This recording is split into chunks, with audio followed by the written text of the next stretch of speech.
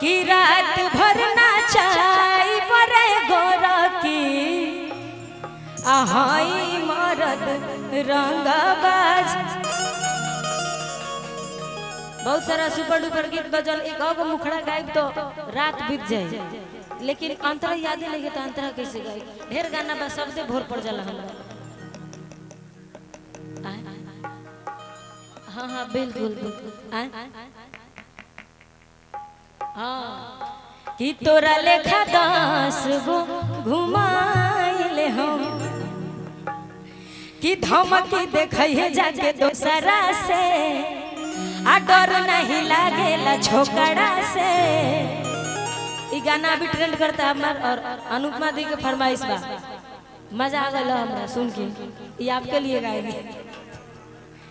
कि धमकी देखिए जाके दोसरा से, आ डर नहीं लागेला छोकरा से। कि आज दिल टूटी तो अकाल काम खत्म, कि आज दिल टूटी तो अकाल काम खत्म। मास्टर बीपी चाचा के तरफ से आशीर्वाद। कि तोरा लेखा 10 गो घुमाइले हम,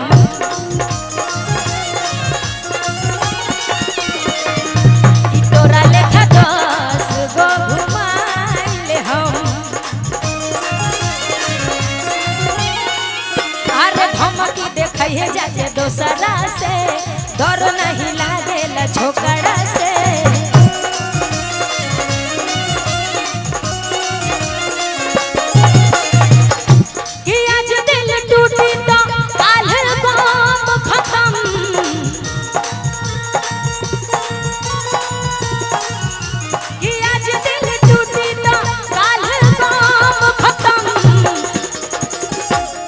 कि तोरा लेखा 10 गो घुमाइले हम,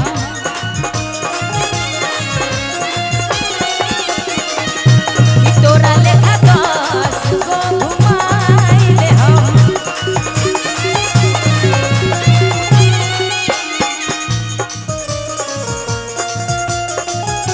ओहो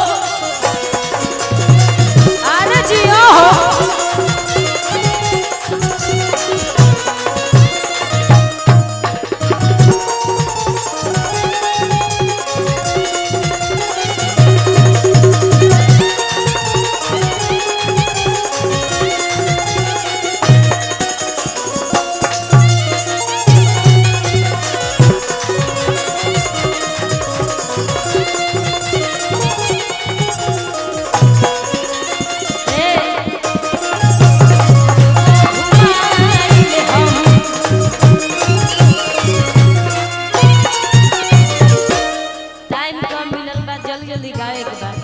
ढेर कुछ ना बोले, सीधे सीधे अपन ही ठीक गाना गाए।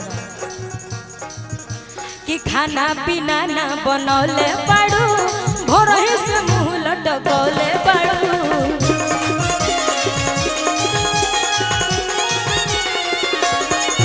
अरे खाना पीना ना बनौले पड़ू, भोर ही से मुंह लटकौले पड़ू।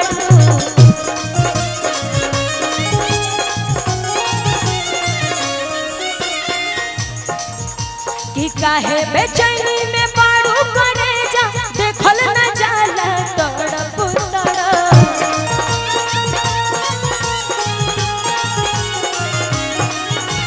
काहे बेचैनी में पारू करे जा, देखल न जाला तड़प तड़प। एक हो मुखड़ा गाय बापन दिहला दरदिया सैया दोनों तरफ रगड़ी ले लेके बरा, रगड़ी ले लेके बरा।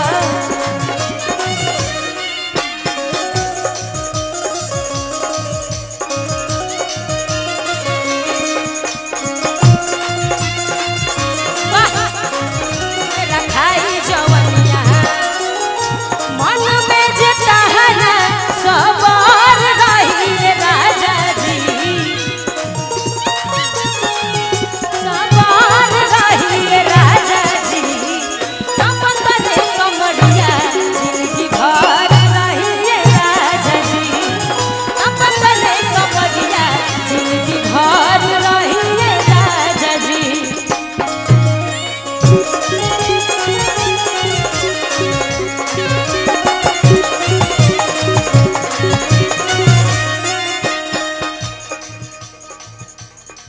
अच्छा अनुपमा दी आप आ जाइए, आ जाइए, आपका नंबर है।